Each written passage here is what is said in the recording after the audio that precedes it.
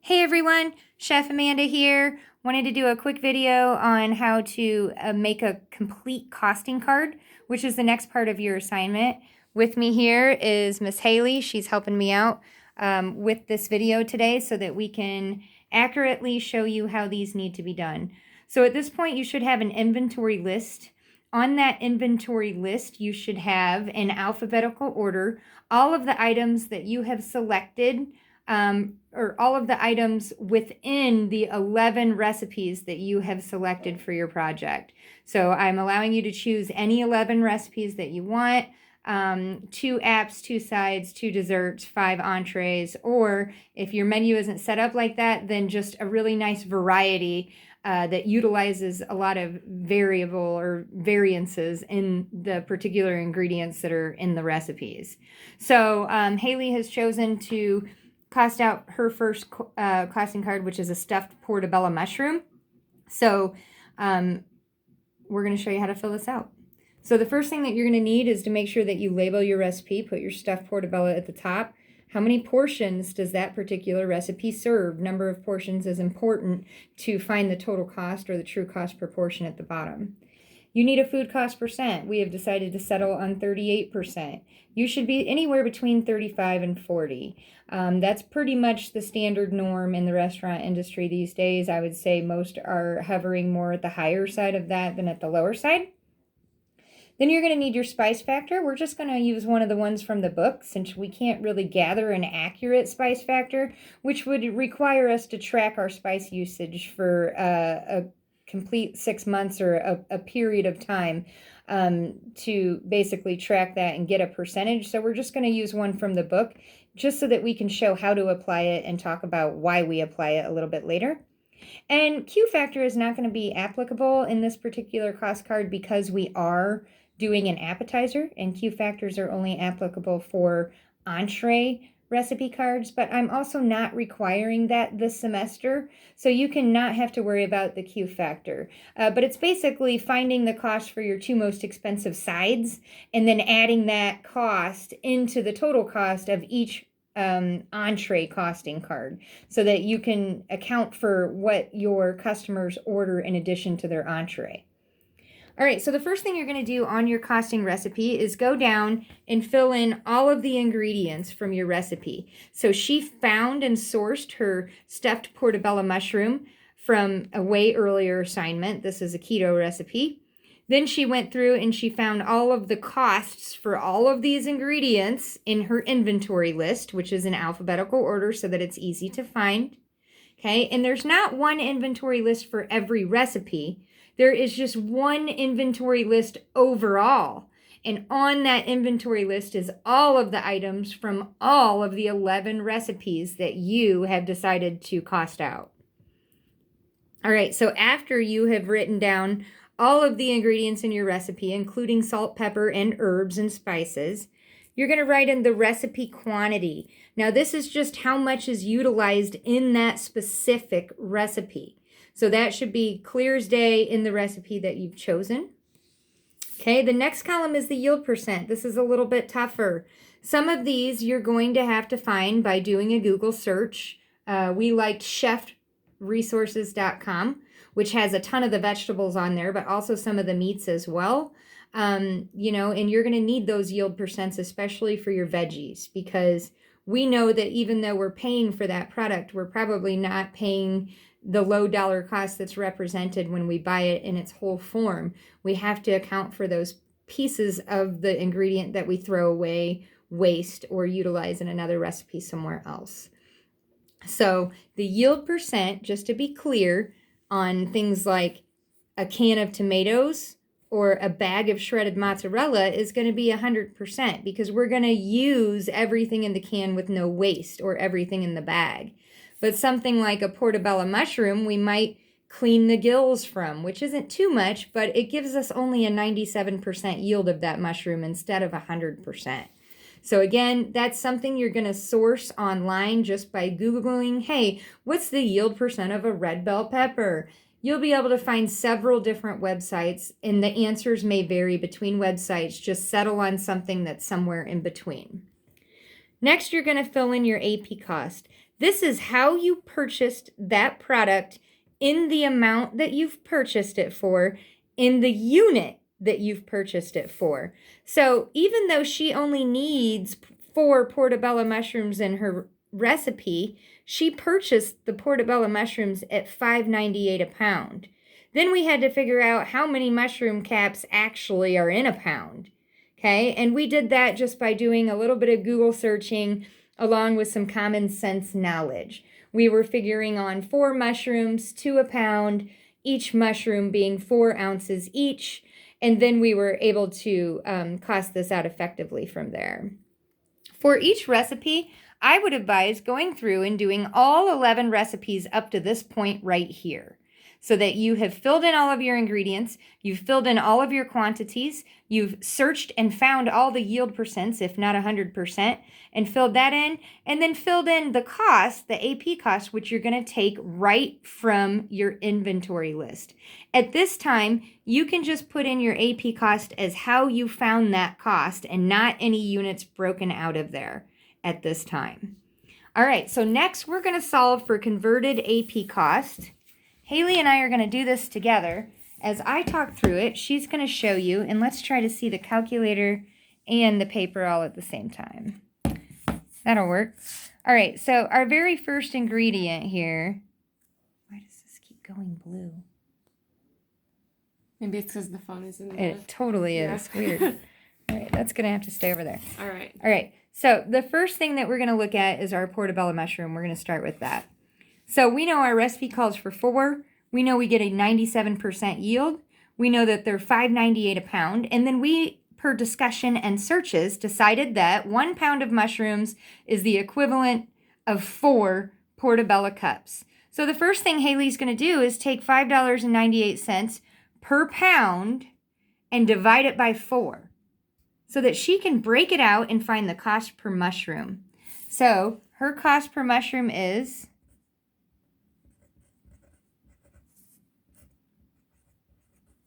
$1.495 each.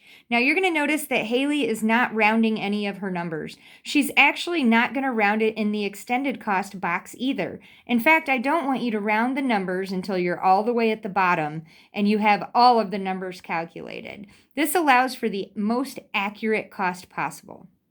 All right, so now we have solved for the amount of each mushroom, so around $1.49 or around $1.50 each, but we need to factor in that yield percent. So that's going to be the next box, your EP cost. So here, she broke it out into the units that her recipe measures those mushrooms in, which is just an each. It's a single count of the mushroom. It wasn't in ounces or pounds, or she would have solved for the cost for the ounce or pound. But in this particular case, she solved for the cost of each cap because that is the unit that is represented in her recipe. So now we need to factor in that yield percent. So she's going to take that 1.495 and she's never cleared it out of her calculator. She kept it in there the whole time. And she's going to divide her yield percent right into that. Yield percent on this mushroom is 97%. So she's going to divide that in, hit the equal key, and now she has... I think I did it wrong. Oh, yep. Oh. We missed a decimal somewhere. So 1.495. Oh my gosh, Sophie. Okay. Yep. And then divided by your yield percent. 0.97. Good. There we go. And it's $1.54. Look at that. The cost of her mushroom increased just slightly, which in the grand spectrum of things makes sense. You're only getting 97% yield, so you're losing 3% of that mushroom when you are cleaning it, breaking it down, removing the gills. So the cost of the mushroom is going to increase slightly. Not by much, because your yield is 97%, but slightly. So again, she's keeping those numbers at least 4 numbers past the decimal point in order to be super accurate. It's so weird that it does that. But wait, there we go. Yeah, there it is. Okay, so 1.5412 is the cost for each mushroom with the yield percent factored in. But that's the cost for one mushroom. So now your EP cost always gets multiplied back into the recipe by multiplying the EP cost times the quantity of the recipe. And now she gets to fill in her final extended cost.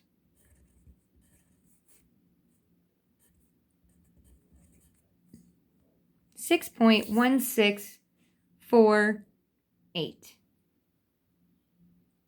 Yeah, 48. Oh, 49. Yeah. We got something. Yeah, pretty close to what we got the first time. All right, perfect. So now she's completed the first part. And guess what? We need to do all of these just the same. So let's go next with the ground beef. Well, we know that we need a 1/2 pound of ground beef. We knew by searching that we were using a 2773 cut of beef.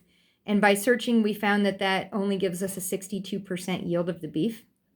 Okay. And then we knew from our inventory list that it's $9.87 for 3 pounds. Okay. And we know that our recipe calls for a 1/2 pound. So we're in pounds with pounds, and that's a good thing.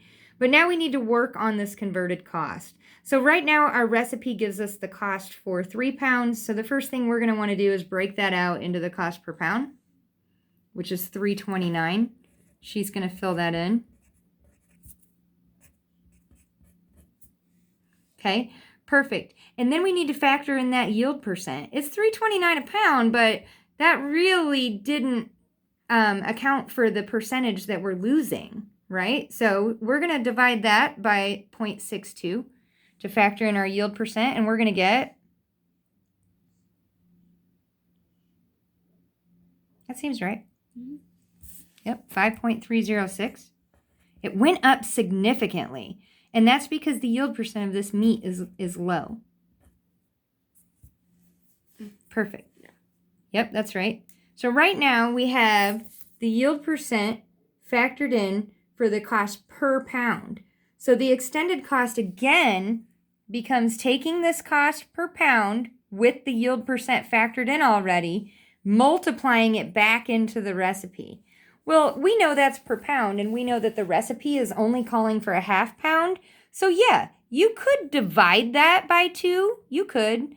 But then it throws your problem off from having the same exact strategic process on every line, which is to take that EP cost and multiply it back into the original recipe by multiplying it times the recipe quantity. So now she can take that 5.306, she can multiply that times 0.5, and she's going to get 2.6532.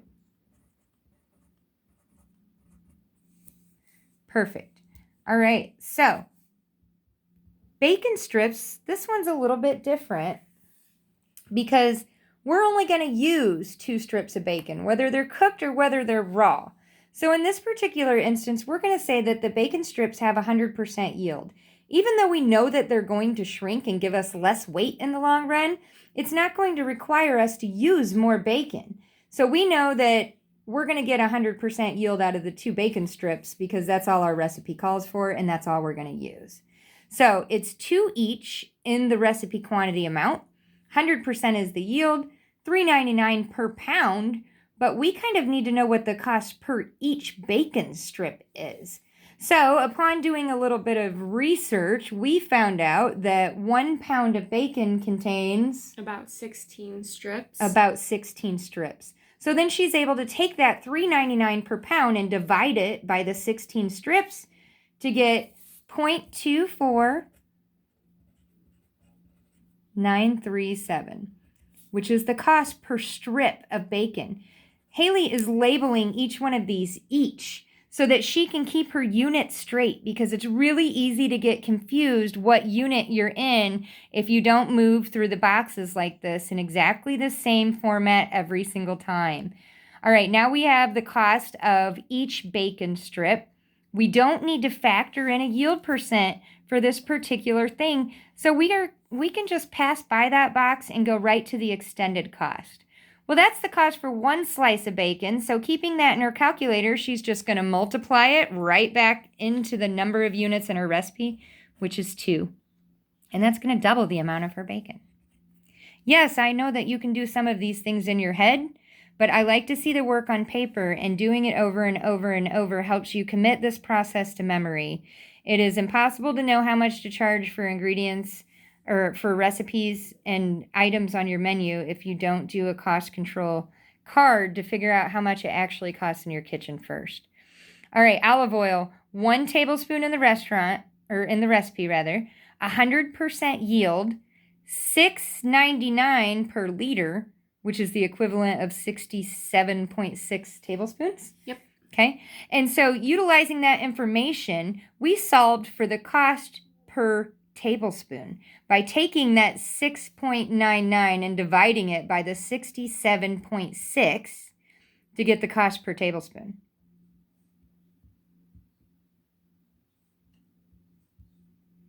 And we got 0.1034 per tablespoon. Good. We have 100% yield, so again, we don't really have to worry too much about the EP cost, which is factoring in that yield percent. So we're just going to move it on over, multiply it back times the recipe amount, which is 1 tablespoon. So obviously anything multiplied times 1 is going to be itself. So 0.1034 is her cost for olive oil. All right, next we have our yellow onion. Well, it calls for 1/2 of a yellow onion at an 89% yield. Okay, and then the cost per pound is 99 cents per pound. Well, we figured out through a little research that there's 2 medium onions per pound. There we go. 2 medium onions per pound, or 4 small onions per pound. So we just decided to go with a medium onion in this particular problem. And that's something that you could even label into your recipe here. 1 medium yellow onion, or 1/2 of a medium yellow onion, so that you could get more accuracy in the long run. Because somebody might select a small onion, and then this is going to taste differently than somebody that selects a large onion later. So we have 2 onions per pound, so it's pretty easy to figure out that this onion is going to be around the 50-cent mark. So she took 99 cents, she divided by 2. She comes up with 4.495 each onion. Well, we have that yield percent, so we need to factor that in. So she's going to divide by 0.89. She's going to get 0.55.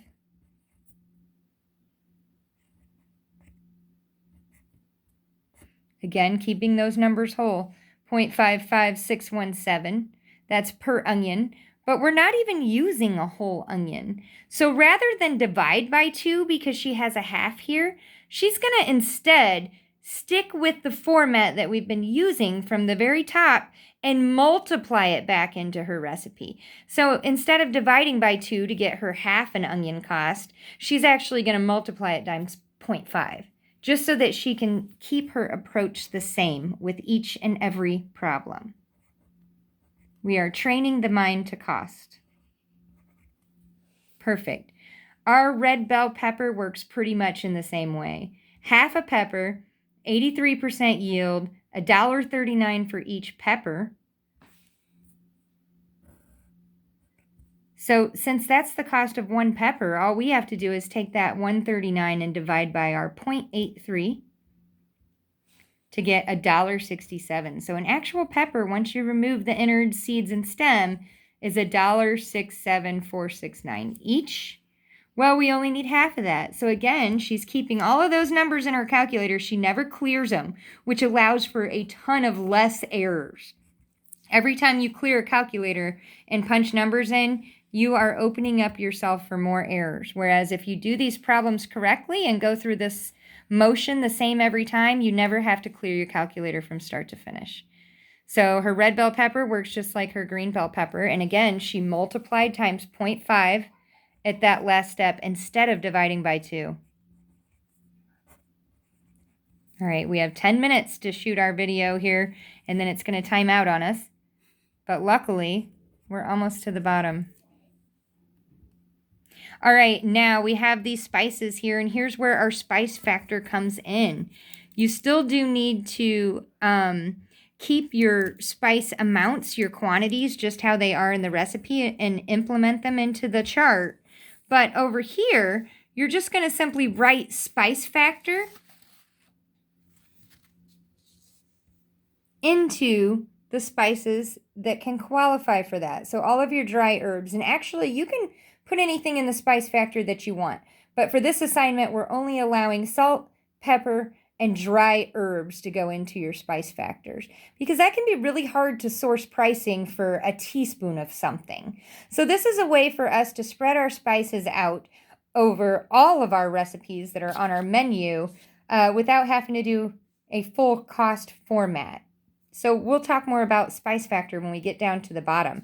But for now, your salt, your pepper, and all of your dry spices are going to get labeled spice factor. Okay, then we go down here. We've got our crushed tomatoes and our shredded mozz.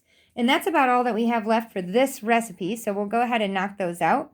Both of these two items are 100%. So we can do those very simply here. Her crushed tomatoes is a 14-ounce can. And she found out that it's $1 for a 28-ounce can.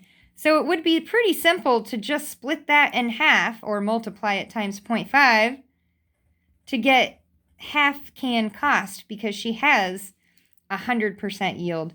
But she is just going to go ahead and carry the problem out and do it the way she's done all of them to get that repetitive motion in.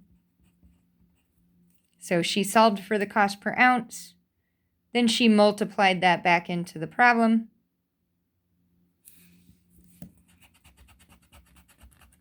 Pencils are essential. Here we go. And it should be about 50 cents. Perfect. All right, and for the shredded mozz, it calls for 8 ounces, 100% yield, $3.99 a pound. Okay, so she's going to solve for ounces first by dividing by 16. She gets the cost per ounce. And again, I understand you can do some of these in your head, but it's about getting that repetitive motion down. So she solves for the cost per ounce, multiplies it back over here times 8 ounces, and gets $1.99 or $1.96 per pound. No rounding yet, okay? The next step is to add all of these numbers up once you have calculated all of them in their larger number form, just like this. This allows for more accuracy. So you're going to add everything in the extended cost column together. And then when she gets down here, she's got her total right here, 13.514186. That's the total of all of these items in the extended cost section. Then she's got her cost per portion.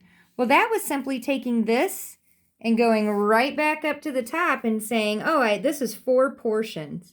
Actually, I think we decided that it was going to be 2 portions later. Mm-hmm. But we'll fix that on our own cost card. But let's just say, for all intensive purposes, that this is 4 portions here. So she simply took this number, divided it by the 4 portions, and now she has the cost per portion lined up.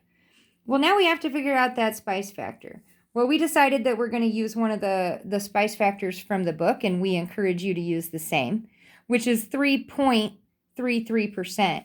And in order to multiply that into our recipe, we're going to add a 1 to it and move the decimal 2 spots to the left. So then it becomes 1.0333.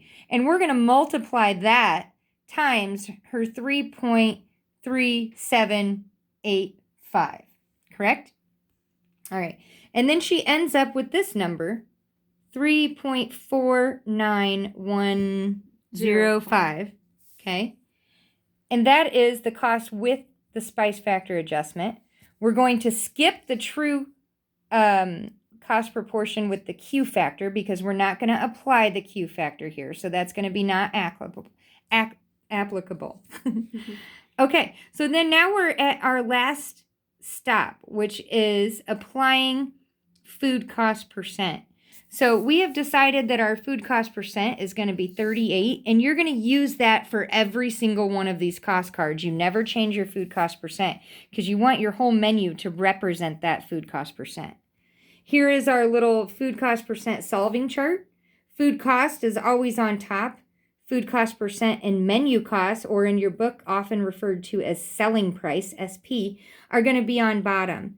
You're always going to cover up the one that you're solving for. So if we're solving for menu cost or selling price, we're going to cover this up. And that gives us the equation of food cost over food cost percent. Well, our food cost is our cost per portion, and our food cost percent is the 0.38. Once we divide those into each other, we end up with 9.18697.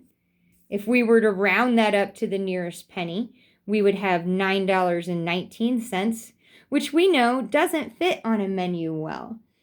Haley has a bit of a classy kind of cafe sort of feel to her menu, so she made the decision to go on whole quarter menu prices. If you're a mom and pop cafe that wants to represent lower pricing, then you might want to go on $8.99 so that it looks like your menu is a little bit cheaper. But in this case, you'd have to go to $9.99 because you never want to round backwards and lose money. That doesn't make any sense. So she's going to go with the next closest thing, which is going to be 9.25. And that is where this is going to come in on her menu. So that's how she knows what cost to get onto her menu for the keto stuffed portobello mushrooms is going to be the $9.25. I think we ended up doubling that. Mm-hmm. Yeah. And we didn't show that in our math, but. So that is how you do all of that. We will do one more video separate from this one, doing another cost card. And you can read into that one or watch that video if you want. Also send your questions. Please don't wait till the last minute, right before it's due. I can't always get to your questions and texts and emails immediately, hours before the assignment is due. So try to work ahead so that you can send your questions over earlier than that. Let's see. Other than that, one other little note is that you're only going to have 11 cost cards, but you have 27 items on your menu. So the idea is that you have a couple costs that represent apps, a couple costs that represent desserts, a couple that represent sides, and then you'll have basically a little over a third of your entrees costed. So utilizing the costs that you do have, you're going to position your menu pricing by kind of forecasting what the others would be. Obviously, we know beef costs more than chicken. So if you have a chicken recipe that costs a certain amount of money, you'll be able to put that cost on your menu and then know that your beef should cost a little bit more than that when you're applying pricing if that's not one of the cost cards that you did. So send your questions to amanda@thecookeryinc@gmail.com or to my cell phone, 309-397-6663. Hopefully this made sense and wasn't too jumpy for you. We thought this was the best way to work the problem on paper because there really is no video that shows how to do this out there that we could source. So hope this helps, folks. Thanks.